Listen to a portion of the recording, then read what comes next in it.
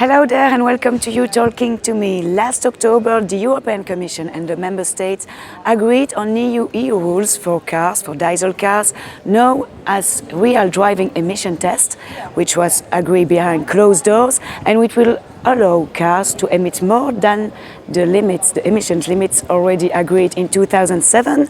Today, the European Parliament decided not to reject the European Commission's draft proposal, and we will debate this result with two members of the European Parliament, Bas Eickhout. Hello, you're a Dutch member from the Greens Group. Yes, true. And Mr. Krišjānis Kariņš, you're a Latvian member from the European People's Party. Yes, hello. Hello and welcome both of you. So, after a big battle between the political groups in the European Parliament, finally MEPs didn't reject the Commission's draft proposal on this new controversial EU rules for diesel cars. And so, Mr. Eickhout, you reacted and stated directly after the vote that today's vote confirms this license to pollute for European car makers. I want to have more a comment on this. So, well, I think the quote says it all, right? I mean, we agreed on standards in 2007. So already for many years, for 9 years, car industry knows where to go to. They also know since 2007 that new tests will come, because we all knew that the laboratory tests are not delivering and that it should be on the street in real conditions. So the real driving test, it's a good thing. It's a good thing, and that was already also expected from the car industry since 2007. And now what we do is, okay, we improve the tests, but then we allow them to emit more.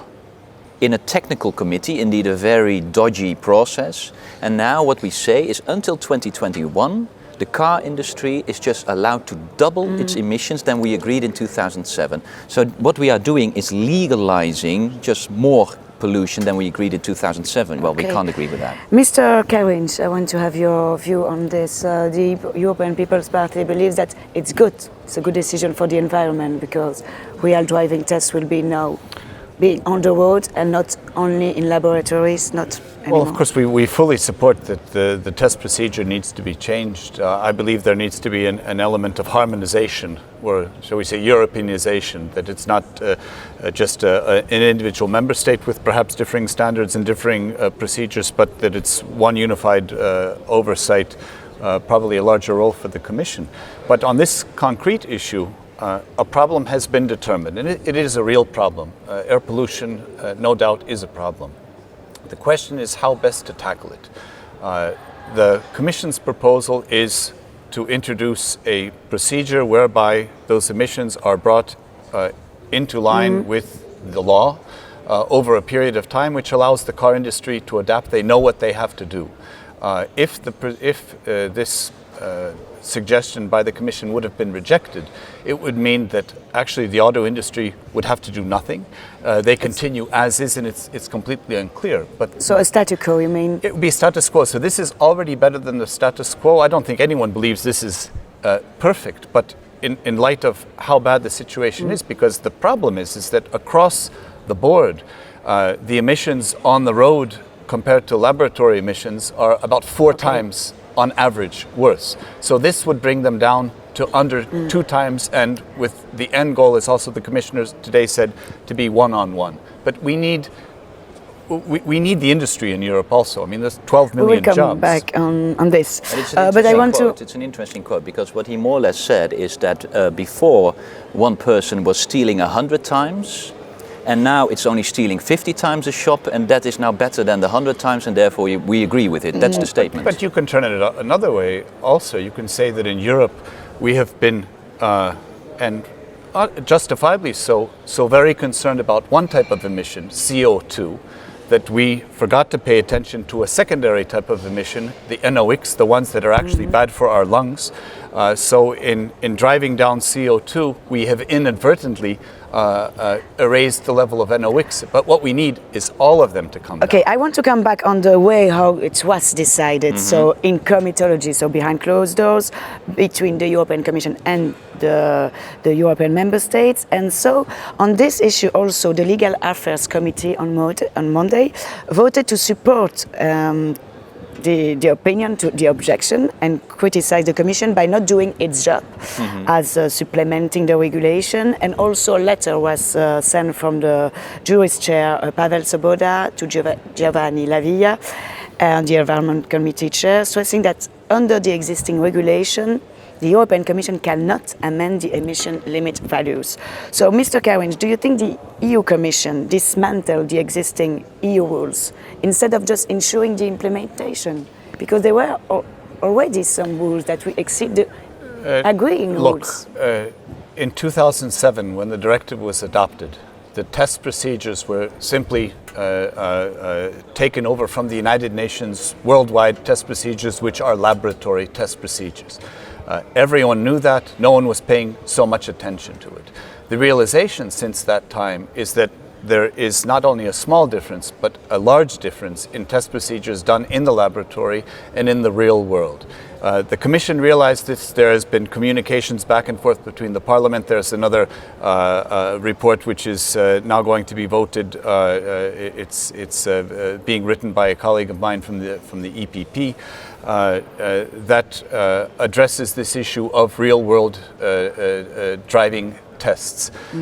This is what has to be understood. It's actually our system which allowed this to happen. And when we adopted the law, we adopted a number, but we were not thinking cleverly enough as lawmakers how to do the tests. That's not okay, true. so Mr. Eickhout, Yeah. Mr. I want to have to know, how do you consider this jury? Do you think it will help the Greens to go to the European Court of Justice? It will.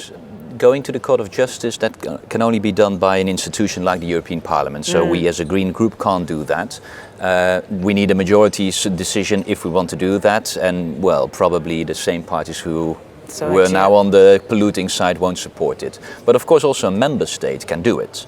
And I certainly invite the member states to do so, because we are legalizing here higher pollutions. It's incorrect that we were not aware of that these tests were not working. These laboratory tests are from the 70s, not 2007. This is from the 70s. The law was adopted in 2007. Euro 5, but before that we already had Euro 4, 3, 2, 1, and then there was always testing. So testing didn't start in 2007. Exactly, but it wasn't changed in 2007. And the point is that we agreed to have at 2007 that the Commission should work on new testing. So we were very much aware of the problem in 2007. That's why in that law we are asking for new tests already in 2007. We will go on with a question from our Greek partner, Stavros from Sky Radio. We listen to him. Car emission limits have long preoccupied member states and the European institutions, but despite any effort made on EU or national level, we see big manufacturers escaping any serious sanction. We see this now with the limits being raised. We saw it after the Volkswagen scandal and the fact that the Commission already knew about this since 2012. How can we possibly now move towards a car emission-friendly Europe in this context? Mr. Kariņš, is this debate showing that we just put the car makers' interests ahead of a citizen's health? I don't see it that way. I mean, it's, as I can repeat, it's very clear that there is a problem. The problem needs to be addressed, but in order to address the problem, we have to be honest in looking at how it was created. And our lawmaking is also partly responsible for that. And I can once again stress, in our zeal to reducing CO2 emissions, where we have been extremely successful in Europe, we did not pay the required attention to a second type of emission, which is not causing global warming, but is causing extremely serious health problems for citizens, especially in cities, on these NOx emissions. And both issues can be addressed. It's a question of the auto industry knowing what they have to do, because the tests, however flawed they are the tests that have been in place. That has been in accordance with the law. No one has broken the law. We simply have had inadequate tests that did not catch these emissions. And in 2007, when you reread the directive, which I have done now twice, it does not say the Commission has to come up with new tests. It says the Commission needs to follow through to see if there are discrepancies, which the Commission did do. It has come forth with its own So it was already in the agenda from Mr. 2007. Eickhout, do you think the European Commission is protecting the car industry? Well, I think this is a good example where the Commission, it took 4 years for the Commission between 2007 and 2011 to come to a conclusion that a new test might be needed. Already in 2007 we were asking for it. The Commission has acted slow during the entire period of time. And it's very painful that now the scandal with Volkswagen, which were cheating and who were breaking the law, I mean, just being said that no one broke the law, well, Volkswagen broke the law, and that was found out in the United States and not in Europe. And that is very painful. And there you see that the European Commission, well, at least has been very complacent. But you can also say, and that is why we have an inquiry committee, because we want to know where were there more serious signals and have they just been ignored, or was something else going on? But it's clear that we need to know that. But until now, the conclusion is that the Commission has been complacent and helpful to the car industry. And so, regarding the control of the European Commission, kind of creating a new European authority body who will control the emissions limits, the emissions of the car industry, respect these emissions limits. The German transport minister, Mr. Dobrindt, said that Germany doesn't want to have a control of the automotive industry. Mr. Kariņš, do you think there are several member states who don't agree to have a European body who will control the Well, car I think industry? in the end it will come down to whether there is enough will in Europe to create a system which is both good for citizens in terms of our immediate health, breathing, and also good for the industry. I am suspicious that actually the industry itself would be quite happy with one testing authority in Europe. In the United States, they have a system such as this. It's called the Environmental Protection Agency, has one large laboratory facility in Ann Arbor, Michigan. They do all the type approval, they do all the tests. The manufacturers are in no way involved, but there is clarity. In Europe, the difficulty, the way I see it, is that we have type approval in numerous member states, and the manufacturers may go for one type approval in member state A for another element in member state B, and it seems that there's maybe not a uniform system. We need this, and we need it not in spite of an individual government, but because it's good for industry and it's good for the citizens. So regarding this inquiry committee, we have a question of our partner, Italian partner, Gigi from Radio 24. Let's listen. Good afternoon from Italy then. The question is concerning the debate and the work of the inquiry committee, that they are apparently struggling with the designation of its chair, co-chairs and so on. So, as we know, the nomination have been reported in 2 weeks. Then my question is, why European Parliament members are putting their political interest first instead of simply starting and speed up the investigation of any breaches of the European Union rules on car emission test? Thank you very much for your answer. Mr. Eickhout, why this nomination is so messy? Well, it's a good question. I would say it's a bad start of the inquiry committee, because for me it's most important that the inquiry committee really gets a good feel on how is the process of decision making within the Commission and how close have been the ties between policymakers and industry. And I think it's in everyone's interest to get that clear, no matter from which political side you are. I think just for trust and credibility of European policymakers, that should become clear. To be honest, I'm a bit ashamed that it's taking so long, and I know it's the two big... You should have started this week. We could have started this week indeed, but it's the two big political groups are in a disagreement, and I don't know whether they solved it already. Maybe you can ask one of the two bigger groups. Yeah, you were predicted to be the chair for the European People's Party. One has to remember that everything that is done in this House, as in any parliament, is done by a majority. So it comes down to votes.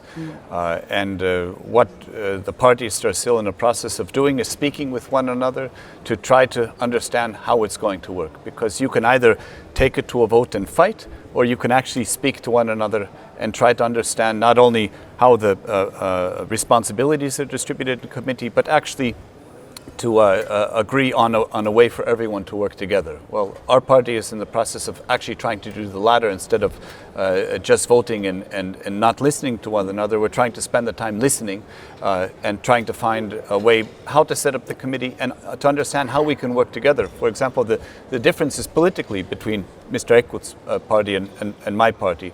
On some issues, they're quite wide apart. But I believe on this issue, for example, we can one example find, on wide apart and one example of a closer side. Well, we're quite wide apart on the issue of, say, should fracking be allowed as a potential source of energy in Europe. The Greens say fracking should be banned.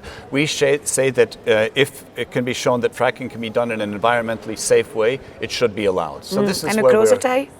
Well, I think that was what was in the inquiry committee. When you are on a fact-finding mission, then I think we both have the interest to know how policy making went and where we can learn from the past. And I think that should be done in the inquiry committee. And I mean, I know that the EPP was against this inquiry committee, but for me it is important that in the end this inquiry committee is delivering good work, and then I also hope that EPP will join that force, and I'm happy to hear so. So what do you expect in 2 weeks' time we will have finally this nomination and the inquiry committee could then start? We will be starting. Exactly on which day it's not yet clear, but right. The work will not disappear. We will get it done. Okay, thank you very much both for coming, and thank you for watching us. Bye, see you.